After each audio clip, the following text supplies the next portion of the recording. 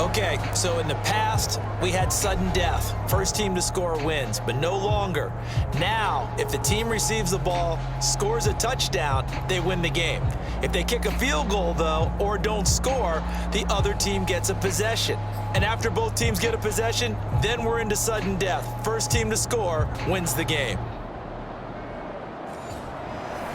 So a tie ball game here as the kick's away. This taken in at the goal line. And they will wrangle it down a couple yards shy of the 30.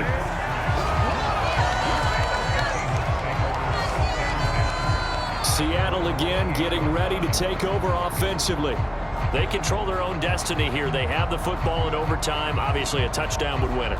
And I think teams around the league are still adjusting to the idea of going downfield, scoring a touchdown wins the game, because they were used to just going downfield and trying to get in field goal range to win a game.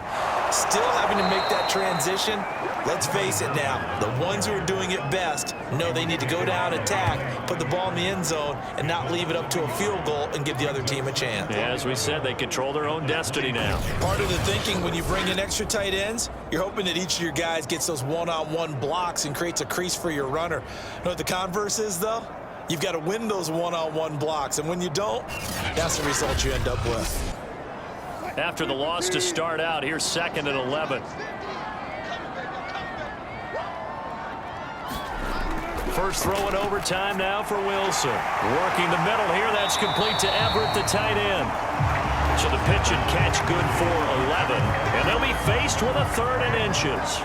And passing yardage-wise, now up over 350 in this game. Pretty nice performance. Definitely that, which usually means you're putting a lot of pressure on guys trying to cover. If you're a defensive back and they put over 350 yards on you, you've had a long day. The key to everything, if you're doing it without throwing interceptions or turning the ball over. Charles, you get into these overtime situations, that's not a bad guy to dial into. Well, when you have to have plays, especially in a spot as you just described, we're in OT, you've got to go to the guys you can trust and you know are going to make the plays. Well, they say, it's not the X's and the O's, it's the Jimmies and the Joes.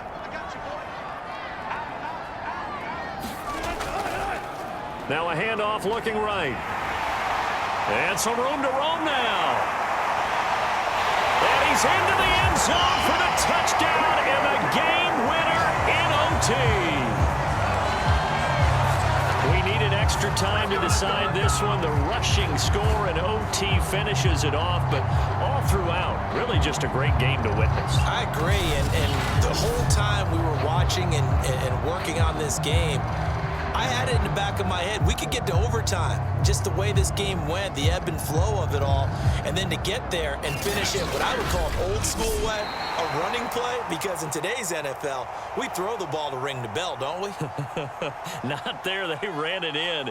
And again, just a great, great game that we bore witness to. So for the Seahawks, they move back over 500 at 3-2 now on the year. And they'll get a few extra days to get ready for next week where they take on the Pittsburgh Steelers. Meanwhile, for L.A., they drop below 500 to 2-3 with a loss. And they'll look to regroup next week as they head to MetLife Stadium to take on the New York Giants. That'll do it for us. I'm Brandon Gaudin alongside Charles Davis. Thanks to our entire crew as well. We'll talk to you next time. So long, everybody.